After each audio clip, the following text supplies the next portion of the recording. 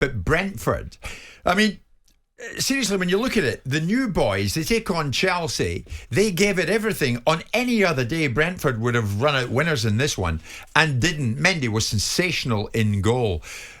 How impressed have you been with what you've seen from the Bees from West London? Super impressed. How can you not be? Didn't expect it, if I'm honest. Good energy, good variation in tactics, ability to play through the lines, also go long when they need to.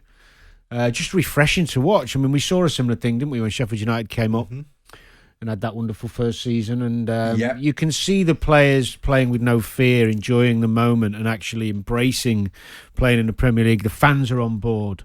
Everything about them is good. Well-run club, great profit margins on the players they buy. They coach them well, improve them, move them on.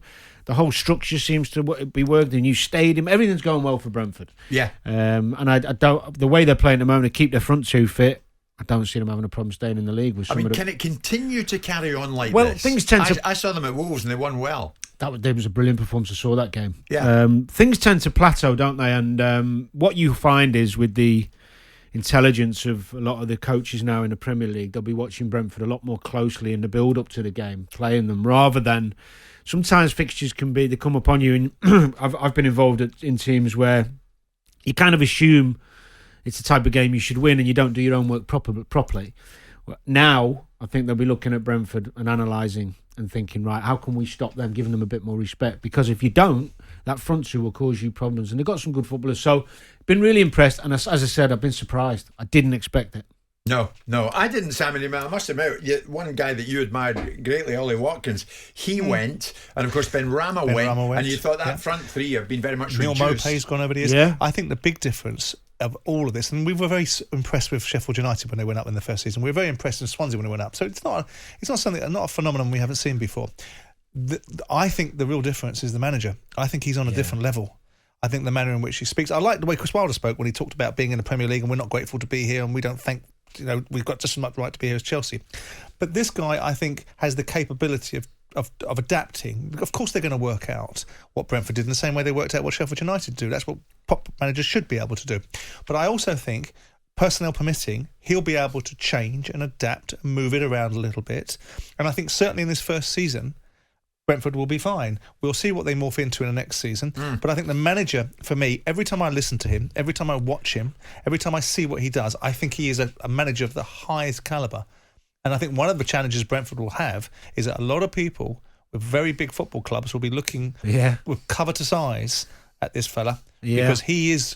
More so than the players. Yeah, he's the real deal. He's a top quality manager. He's erudite, at every level. He's erudite. He's confident. He's strong. When he called out Wolves for their attitude when the manager was complaining, and he talked about what the manager said, he didn't do it rudely. Brilliant team, brilliant football club. But by the way, let's have a little word about this. And he talked about Chelsea. Lucky, because they were lucky. Chelsea. They were battered for 25 minutes. They were battered endlessly, and they had to resort to gamesmanship, rolling around to try and arrest the natural momentum that Brentford are having, and a bit more clinical finishing, and that game might have changed. Or the width out of the recognition. The width of the post. I mean, Mendy is proven to be an incredible acquisition, is he not, Danny? I mean, tremendous. There's an argument that the goalkeepers should be included in the Ballon d'Or nomination list. I mean, when you look at it the weekend, it all adds up to this. He's had 20 clean sheets in 38 starts. I mean, that's mind-boggling, isn't it? He had some brilliant games towards the end of last season as well. He's got a calmness about him. He doesn't look... You never see him being over-emotional. He's never too aggressive and angry with his defenders. He gets on with his job, and he does it in a nice manner. He's never flustered. He's strong. Doesn't mind coming for a cross. Good shot. Obviously, a keeper should be a good... But very athletic with his shot stopping. Yeah. Makes saves he shouldn't make, which is always a good sign. And I think with his feet, he's underrated. I mean, probably because of the... we rave about Edison, rightly so, and even Alisson to a degree. But this fellow with his feet, the way Tuchel plays now, they consistently play out from the back. He's got to keep finding a spare man, and he never gets flustered.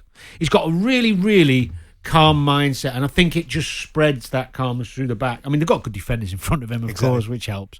But he's up there. He's up there, and somebody who, when he was bought, I was one as well who thought, not sure about this. But he's risen to the challenge. He looks a brilliant goalkeeper, yeah. I must admit, I think Brentford are going to turn into one of these stories. I'm just trying to think in my mind, where will they end up? You know, in terms of final day positions, Simon, the way Frank's going about it and what is engendered there, they fear nobody. No, and neither should they. They should be aware of the opposition, but fear isn't something that a footballer should take onto the pitch. They should be aware. They should be confident. They're full of belief. They've come up with momentum. You know, it's taken some time.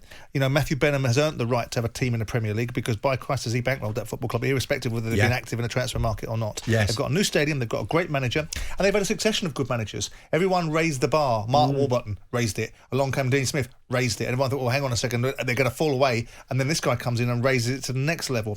Look, everybody in the end, whether you like it or you don't, and this sounds incredibly pompous, finds their natural level. And at this moment in time, they've got momentum, they've got belief, they've got a real forward-thinking manager.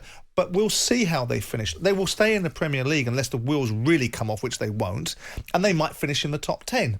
But where that builds from and what Brentford become is a different discussion after that. But you also don't have to warn us when you're about to sound pompous. I've been so nice to you this morning. I've been so complimentary, and I regret every single utterance now. Now it changes. Now it changes. Jim White and Simon Jordan. Monday to Thursday morning, 10 till 1. On AM, on DAB, via the talkSPORT app, and on your smart speaker. talkSPORT.